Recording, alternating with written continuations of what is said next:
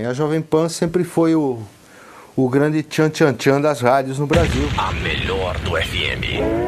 Jovem Pan. Eu posei em Viracopos pela Brenneth. Você lembra da Brenneth?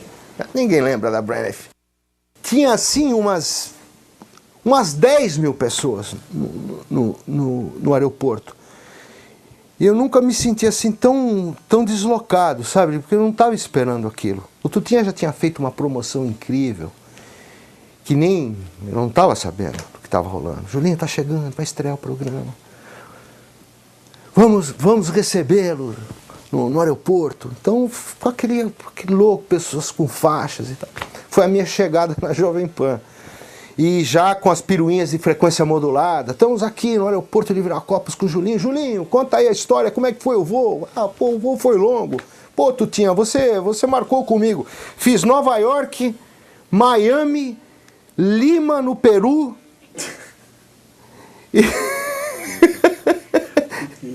E Campinas. É o Tutinha. O som continua. Já depois desse tempo todo de difusora, Transamérica, Antena 1, quando eu entrei para a Jovem Pan, o público da Jovem Pan, a audiência era muito maior do que essas outras rádios anteriores. Então foi aquele estouro geral. O Julinho desfrutou muito pouco da fama dele no Brasil. Quando ele estava produzindo os programas de rádio de Nova York, ele tinha muito pouco feedback do que estava acontecendo no Brasil a respeito do programa dele.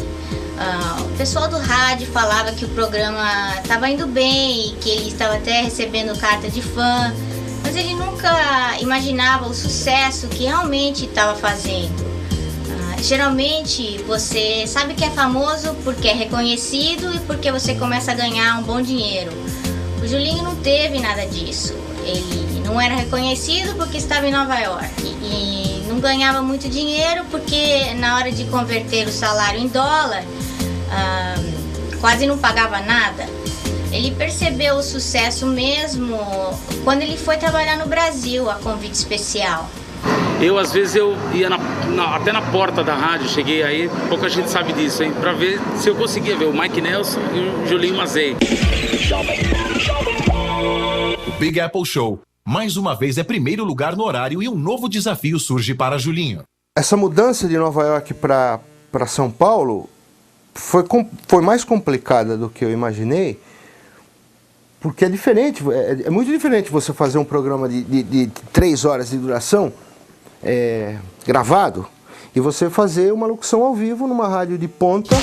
Alguém parar você na rua e perguntar qual a sua estação de rádio favorita aí em São Paulo, you gotta say Radio Jovem Pan. Sabe por quê? Você tá ao vivo é uma grande responsabilidade, porque você tá falando com o rico, você tá falando com o pobre. São pessoas de todas as idades, de todos os níveis sociais te escutando. E você tem que tentar generalizar o seu papo, Breno. Então você tem que tentar agradar a todos a todo momento. Gravado o programa é diferente, porque você tem condições de você fazer coisas que ao vivo não dá.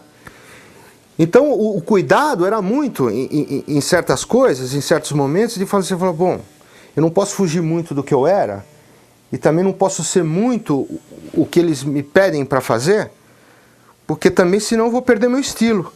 O Julinho tem tanto talento e criatividade que você não pode tentar impedir o que sai dele. O Julinho é que nem um daqueles cavalos selvagens que não pode ser teimado. Se você põe uma rédea nele, você acaba matando o espírito dele. Para mim foi um challenge. Eu falei, pô, eu quero ver esse outro lado, como é que é. E foi muito legal. No começo eu dei uns tropeços, lógico. Foi difícil no começo. Depois ele tirava de letra e fazia o horário muito bem. Sempre foi líder de audiência na Jovem Pan. A Jovem Pan FM na época, ela tinha 60% da audiência do rádio em São Paulo. 60% era dela, 40% era das outras. Eu vim trabalhar em São Paulo em locução de rádio em 1989. Aí eu vi o poder da parada. E quando eu cheguei aqui, eu diria que 90% dos locutores de rádio FM copiavam ou eram inspirados na locução do Julinho Mazei.